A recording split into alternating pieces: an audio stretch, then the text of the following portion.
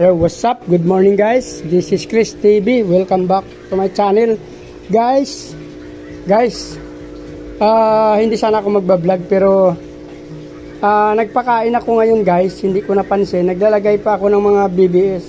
Ito yung pinapakain ko guys, yung ating mga BBS sa ating mga isda. So,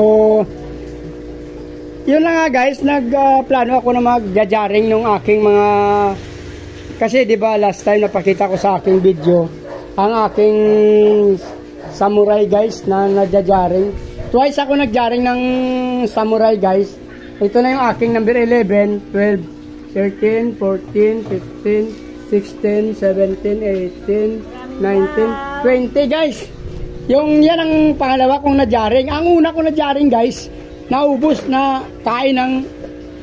Hindi ko alam guys kasi lahat sila ang 1, 2 andyan guys, so 1, 2, 3, 4, 5, 6, 7, 8 9 and 10, pati yung aking RDSS guys na napakaganda nun, tinabi ko dyan.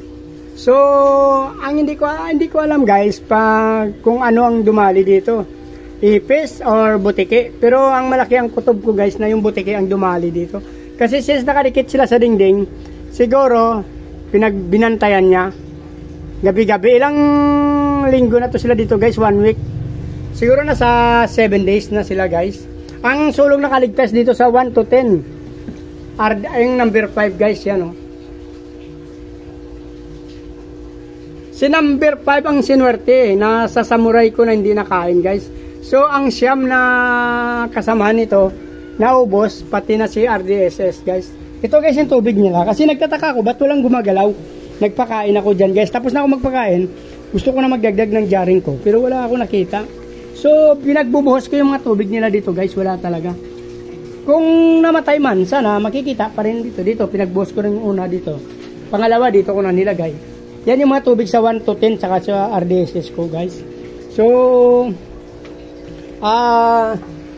sa mga eksperto, sa sino nakakalam, please comment down below na lang kung ipis bang kumain or butiki. Ako kasi butiki ang suspect ko, pero since hindi ko rin pa na actual nga na nakita talaga guys, so ang akin paghinuha talaga guys, kasi since yung number 1 to 10 dinikit ko dyan sa dingding ko guys, dinikit ko ng ganyan. Lahat yan sila nakadikit, 9 and 10 dito.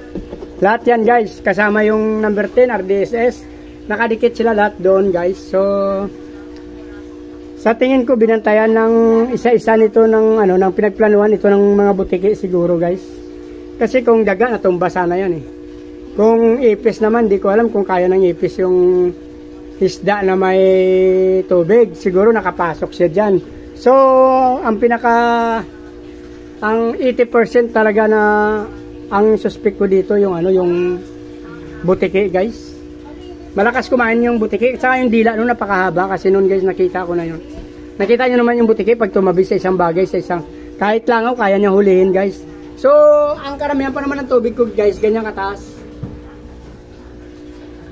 Si number 5 sinuwerte kasi parang malaki na yun siguro siya. Hindi ko alam kung sa laki niya hindi siya kinain. Ayan, medyo malaki na kasi yan guys oh. Kitang-kita na kasi yung forma niya, talagang malaki na siya. So, pero magkasama to silang lahat. Pero nadali dyan yung buntot niya sa tingin ko guys, oh. Yung fins niya sa ibabaw pala, oh. Yung pinaka, tawag doon, dorsal ata yan. Nadali guys, siguro hindi niya lang hindi niya lang nadali talaga. Nahablot niya pero hindi niya nadali. Sinasira ang saya. Yung fins sa pang ibabaw, hindi ko alam kung dorsal ata. Dorsal fin ba tawag dyan guys? Correct if I'm wrong na lang guys. So, sa 1 to 10 plus RDSS, 11 sila. Isa lang nakaligtas guys. Yung aking number 5. Since nakasandal silang lahat doon, 1 to 10 plus RDSS, nakasandal sa pader. Yung 11 to 20 guys, nakaligtas naman. So, bali 10 dali nyo. Kasi ito, sa from second layer, ito na ilagay. Lahat naman yan guys, may isda. So, ibig sabihin, hindi pwede itabi sa pader. Butiki siguro guys.